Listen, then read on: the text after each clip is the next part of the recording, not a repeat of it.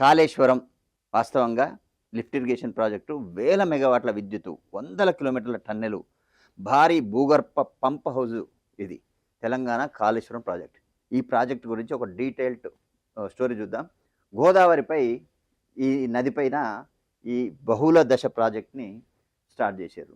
దీనికి మేడిగడ్డ వద్ద నుంచి నీటిని ఎత్తి వరుస దశల్లో తెలంగాణలో ఎత్తైన ప్రాంతాలకు పంపించే ఇది ఒక వ్యవస్థ. ఇది 2019లో ప్రారంభమైంది. ప్రపంచంలోనే అతిపెద్ద మల్టీ స్టేజ్ లిఫ్ట్ ఇరిగేషన్ ఇది. అయితే తెలంగాణలో చాలా చోట్ల భూమి ఎత్తులో ఉంటుంది, గోదావరి మాత్రం చాలా తక్కువ ఎత్తులో ప్రవహిస్తుంది. సో అందుకే ఏమైందంటే నీరును సహజంగా ప్రవహించదు. సో పంపులతోనే ఎత్తిపోయారనమాట. అందుకే దీన్ని లిఫ్ట్ ఇరిగేషన్ అంటారు.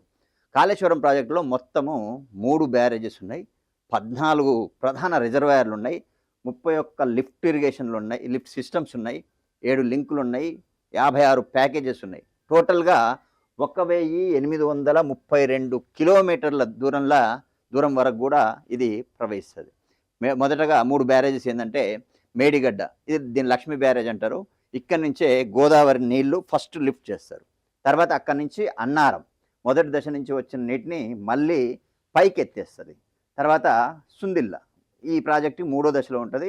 ఇక్కడి నుంచి శ్రీపాద ఎల్లంపల్లి వైపుకి నీరు పంపిస్తారనమాట.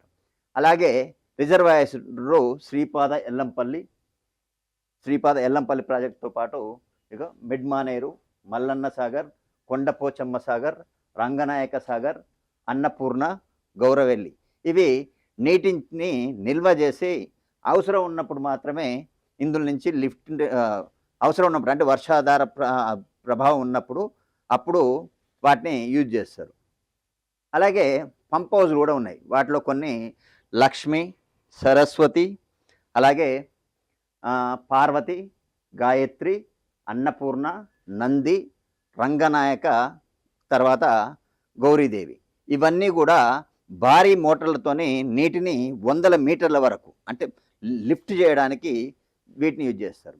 అయితే ఈ ప్రాజెక్టు రూపకల్పన చేసిన దాని ప్రకారం సుమారు 215 నుంచి 240 టీఎంసీల గోదావరి నీటిని వినియోగించుకునేందుకు ఈ ప్రాజెక్ట్ని చేశారు. అలాగే దీంట్లో భాగంగా సుమారు 134.5 టీఎంసీ అదవుతుంది. పాత ఆయకట్టు స్థిరీకరణ వచ్చేసి 34.5 టీఎంసీ. అలాగే మనకు హైదరాబాద్కి తాగునీరు కొరత ఉన్నప్పుడు హైదరాబాద్కి తాగునీరుని తీసుకొచ్చేందుకు మరో 30 టీఎంసీలని ఇక్కడ కేటాయించారు. అలాగే గ్రామాలకి తాగునీరు అందించేందుకు ఇంకో 10 టీఎంసీలు, అలాగే పరిశ్రమలకు అవసరమైనటువంటి నీటిని అందించేందుకు మరో 16 టీఎంసీలు, ఇంకో 12 టీఎంసీలు మాత్రం ఇది ఆవిరి నష్టం. అంటే ప్రాజెక్ట్ కొన్ని 100 కిలోమీటర్ల వరకు మూవ్ అవుతుంటుంది కాబట్టి వాటర్కు వేడికి స్ట్రీమ్ అయిపోయి ఆవిరైపోతుంది. అట్లా వ్యర్థంగా మారేది 12 టీఎంసీలు.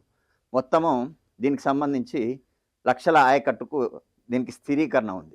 ఇప్పటికే వందల ఎకరాలు సాగు కూడా అవుతుంది. ఇంత నీటిని కొండలపైపు పంపాలంటే భారీ విద్యుత్ కూడా అవసరమే ఉంటుంది కదా.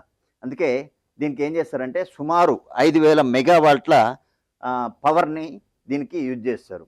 అందులో భాగంగా కాళేశ్వరం ప్రాజెక్టు అందుకే పెద్ద ఘనతను నిర్వహిస్తుందన్నమాట. మేడిగడ్డ బ్యారేజ్లో ఈ మధ్య కాలంలో మన గవర్నమెంట్ చేసే ఆరోపణలు కానీ మేడిగడ్డ బ్యారేజ్ల పిల్లర్లు అనేది కుంగడం, నిర్మాణ నాణ్యతపై ప్రతిపక్షాలు ఆరోపిస్తున్నట్టు పెద్ద విమర్శలు వచ్చినాయి. ఇంత పెద్ద భారీ వ్యయంతో, ఇంత పెద్ద ఖర్చుతో, ఇంత పెద్ద చేసిన ప్రాజెక్టు కుంగడం ఏంటి అని చెప్పేసి ప్రతిపక్షాలు దుమ్మెత్తిపోస్తున్నాయి. కాళేశ్వరం అనేది కేవలం ఒక డ్యామ్ కాదు, 3 బ్యారేజీలు, డజన్ల కొద్ది రిజర్వాయర్లు, భారీ భూగర్భ పంప్ హౌజులు, వేల కిలోమీటర్ల కాలువలు. ఇది తెలంగాణలోని అతిపెద్ద నీటి మౌలిక సదుపాయాల ప్రాజెక్టులు కూడా ఇది ఒకటని చెప్పవచ్చు. అయితే దాని విజయాలు, సవాళ్ళు, భవిష్యత్తు గురించి చర్చ మాత్రం ఇంకా కొనసాగుతూనే ఉంది. అది ఎప్పుడు ముగింపు వస్తుంది అనేది చరిత్రకే తెలియాలి.